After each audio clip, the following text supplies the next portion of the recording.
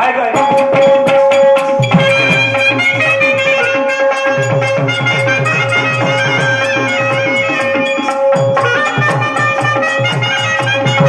आई बाप देवच आहेत, आई बाप देवच आहेत, त्यांची ओळख झाल्या सेवा करे पुढली घरी आल्या आई बाप देवच आहे त्यांची ओळख झाल्या सेवा करे पुढली घरी आल्या आई बाबा मी माझ्या उपवासी ठेवू का आई बाबा मी माझ्या उपवासी ठेवू का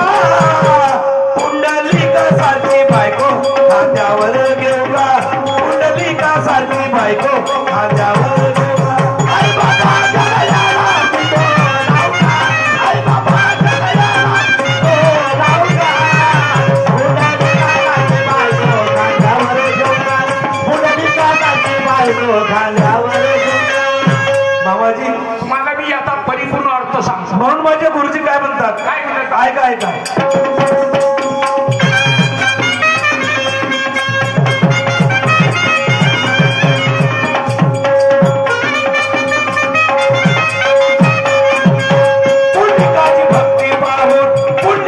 भक्ती पाहून पांडुरंगा उडाले पुंडिकाने वीट फेकली विटेवर उभे पुंडिकाने भक्ती पाहून पांडुरंगा उडाले पुंडिकाने वीट फेकली विटेवर उभे सबने आधार देऊ का कवी मोरे सबने आधार देऊ का पुंडलिका सारखी बायको खांद्यावर घेऊ का पुंडलिका सारखी बायको खांद्यावर घेऊ आई बाबा जगयाला तुझो राहू का आई बाबा जगयाला तुझो राहू का पुंडलिका सारखी बायको खांद्यावर घेऊ का पुंडलिका सारखी बायको खांद्यावर घेऊ सांगा मामाची बाई विचार करत असतील मला बोला नाही नाही नाही तुमच्यासारखा ज्ञानीवंत माणूस मी तुम्हाला वाईट म्हणेन का हो तुम्हाला वाईट नाही म्हणणार बाबा नाही सगळी चुकी माझ्या मुलीची आहे मला हे सांगा पुंडलिकानं आपल्या मायबापाच्या गड्याने दोर बांधला आणि बायकोला खांद्यावर घेतली हे तुम्ही ना कुठं पाहिलं फोटो मध्ये शाबाश फोटो मध्ये तुम्ही पाहिलं फोटो मध्ये मी नाही पाहिलं मग चित्रकारानं हे चित्र असं काऊन काढलं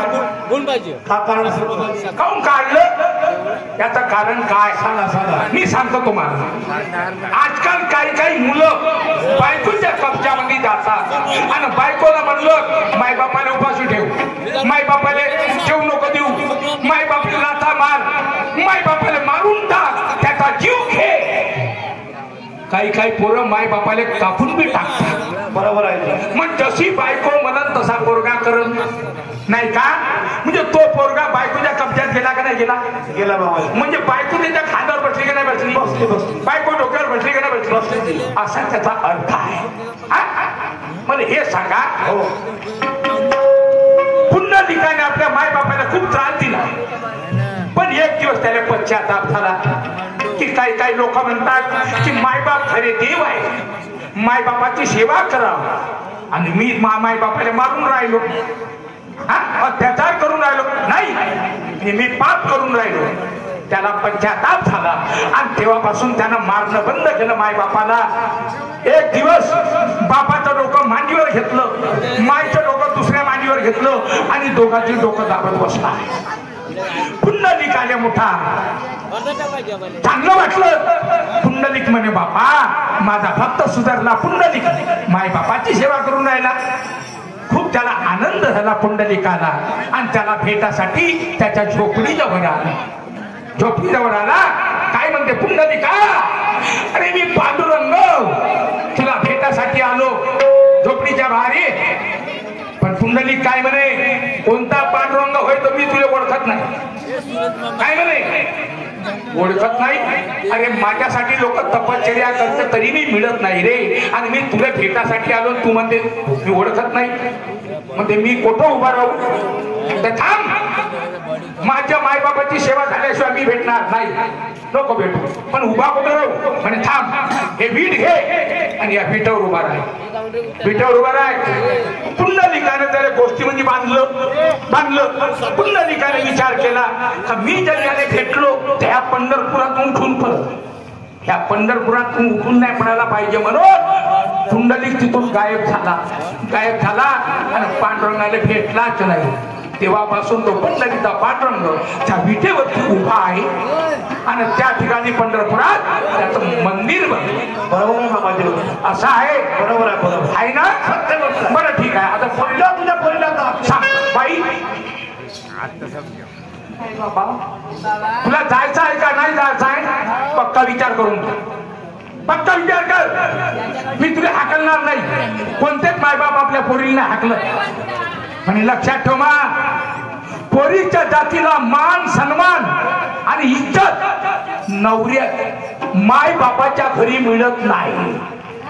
माय बाप गरीब असो चाहे अमीर असो तू जर माया घरी राहिली त्या बाया का म्हणून ते फलाण्याची पोरगी नवरा सोडला आणि बापाच्या छातीवर बसून खाऊन राहील. हे लोक म्हणतील मोठ्या नाकानं गोष्टी करते. त्या जवान पोरीला आपल्या घरी ठेवलं आणि चांगला जवाई हाकलून दिला सोडून दिलं. इज्जत भेटेल का तुले? पोरीले जवाई भेटले पोरीले इज्जत मिळते फक्त तिच्या पतीच्या घरी तिच्या नवऱ्याच्या घरी. नवरा कसाही असो मान गरीब असो श्रीमंत असो कसाही असो आणि आपल्या पतीची जर तुम्ही सेवा केली सारे लोक तुमचं नाव घेतात. मा काय पोरगी आहे बिचारी काय सेवा करते खूप चांगली आहे. इज्जत कोण भेटली? पतीच्या घरी. बाई अजून एक गोष्ट सांगतो तुला ऐकून घे.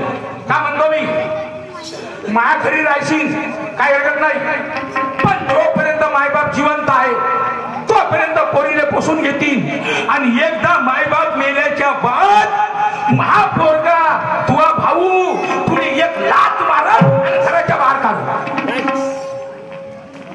भाऊ लोक तुला सांगून राहिलो काही भाऊ लोकांना काय केलं बहिणीचा खून केला.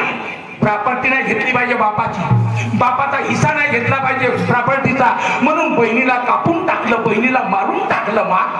आणि जर महापोरानं जर तुझा जीव घेतला त्या लहानच्या पोराचं काय होईल म्हणून बाई आशीर्वाद देतील वा.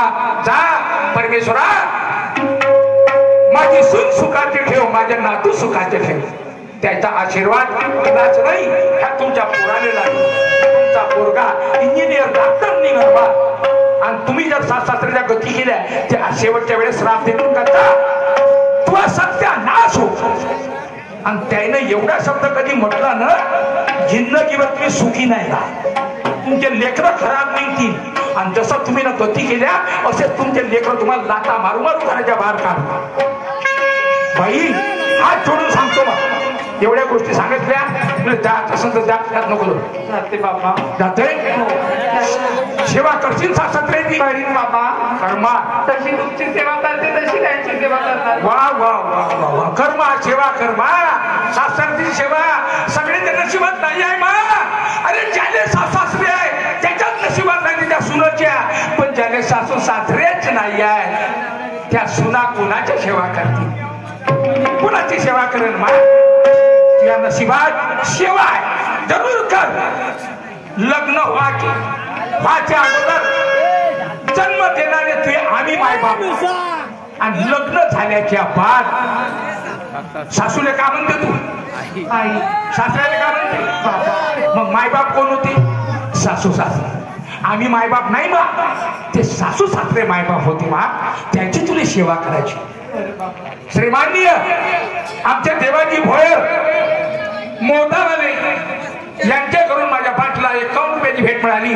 पार्टीवर सदस्य प्रणाम त्यांना मला लाख लाख धन्यवाद. गवाई माझ्या पोरीकडून मी माफी मागतो. गलती झाली असं माफ घेऊन जा. आमचा वेळ संपला. यानंतर बुद्धाची शरीर आपल्या कार्यक्रमाला सुरुवात करते.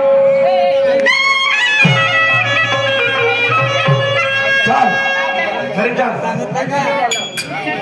झाला तो मन शांत झाला का आता चालशील? चूक तुझी लक्षात आली का?